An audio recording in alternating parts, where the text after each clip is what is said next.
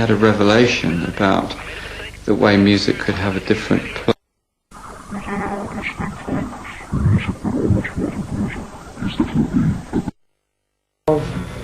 Of sound as music. Taking it into a new ground. Are you a musician? Are you a fine artist? Are you what? Brian Eno was a pioneer.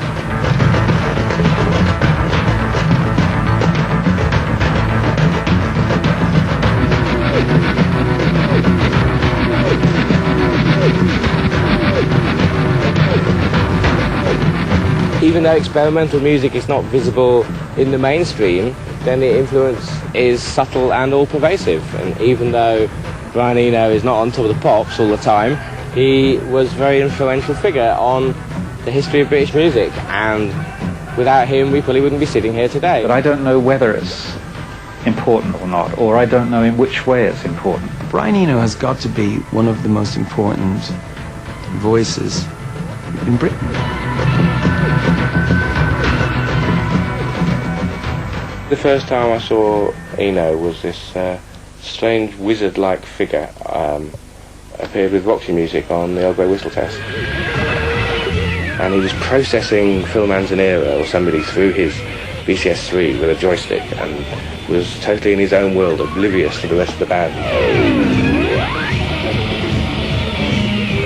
My contribution was, I think, to do with threading in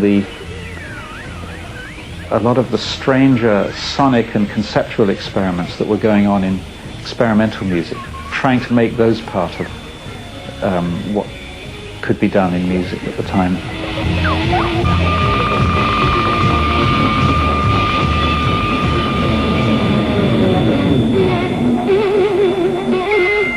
It was like taking the studio on the stage. It was the beginning of this interface between, you could be the studio boffin, but you're doing it in public.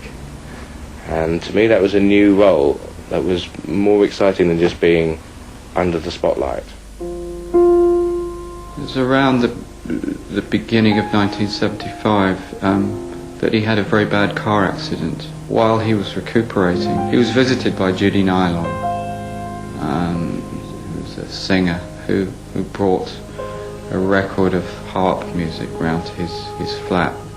One of the loudspeakers wasn't working, I think, and it was all too quiet, but he was too ill and exhausted and in pain to get out of bed to adjust the record player. At the time he described this way of listening as being like a tint within the atmosphere, so like a very pale wash of colour that you might not even notice. And that was really the beginning of his idea of ambient music. And innovators like Eno were the forerunners of it, really. It was stuff you just listened to in your bedroom that was not like any other music that other kids were listening to. Morning Star, or the stuff he did with Robert Fripp, all the Frippatronics, music for films, the ambient album, that was just like nothing you'd ever heard. He had a very clear idea of how to speak to a bigger audience, which, let's face it, many people in experimental music and art had no idea about it at that time. You know, this was before the age of marketing. I really liked On Land, I guess the ambient record that seemed to be almost totally without melody or or harmony. It's not just music, it's every sound is music.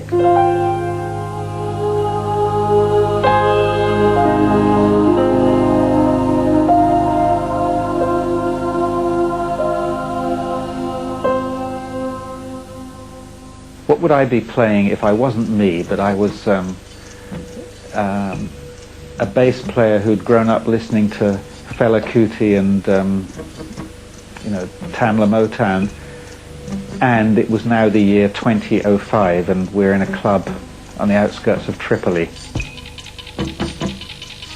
I think My Life in the Bushigos was certainly a kind of seminal work. And we're going to create music from ground zero. We're going to make a new culture, a new kind of music, and we're going to do it from ground zero and make a record as a document of this culture.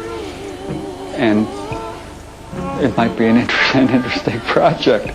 That really was a world-shattering, groundbreaking, brilliant record, and that's 20 years old now. But all that newfangled sampling and stuff, that was when it was really a new thing. Impassioned voices from preachers or from field recordings or from all sorts of things. Talking of, where the beginning of dance rock crossover started, it didn't even start with New Order really, now that what was Talking Heads doing.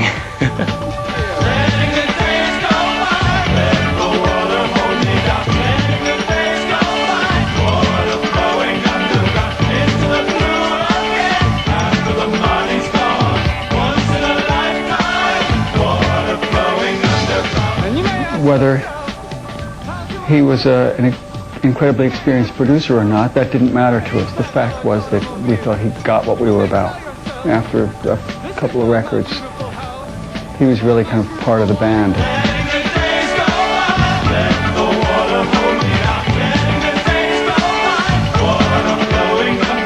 That was an incredible album that, a year or two earlier would have been seen as avant-garde music, but ended up being on the chart for a long time and sold, I don't know, but, 6-figure sales or something.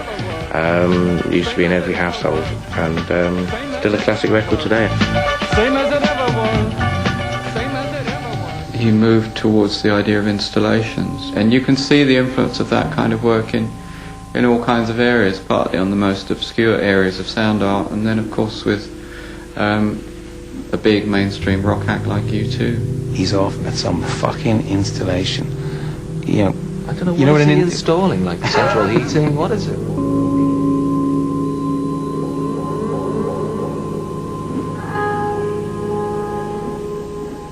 What I really wanted was music that would last until you switched it off.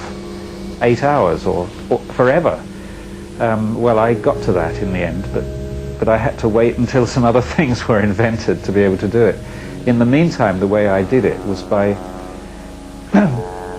making installations which used multiple players, multiple cassette players, all of which were playing very long loops. There were many, many interesting artists, musicians, composers beginning to explore multimedia work of various kind or installations of various kinds. But I think he was certainly one of the first very well-known figures from the area of popular music who moved into the arts.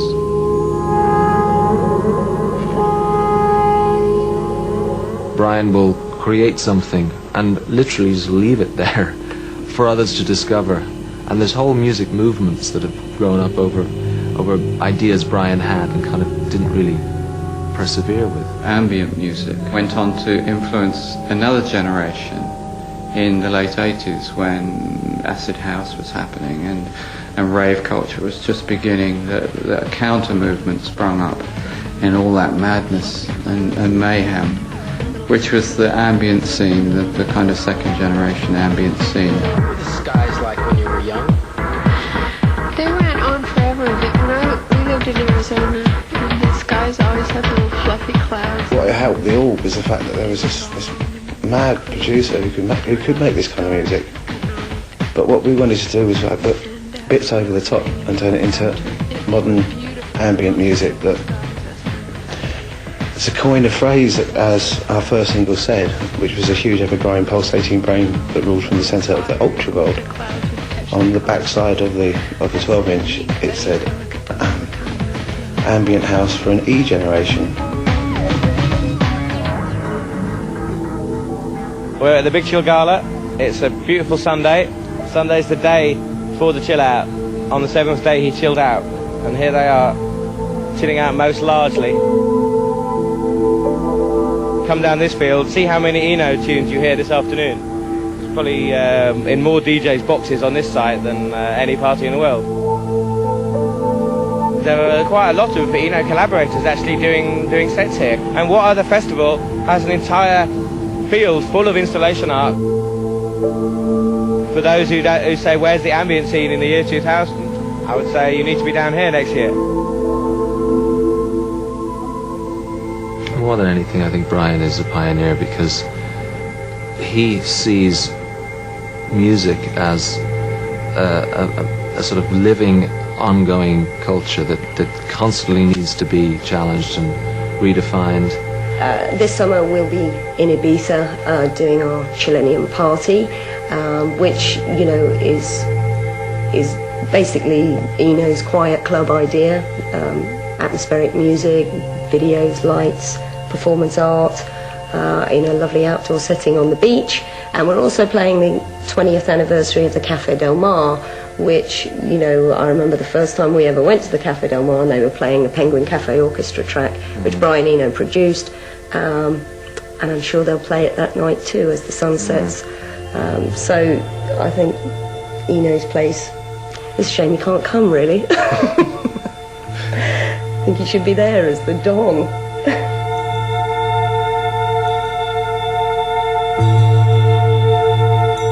A lot of grumbling. He's classic Suffolk grumbler. He says that people in Suffolk live longer because they grumble more. So we have to listen to him moaning and groaning. And I must say, I'd miss it if it went there.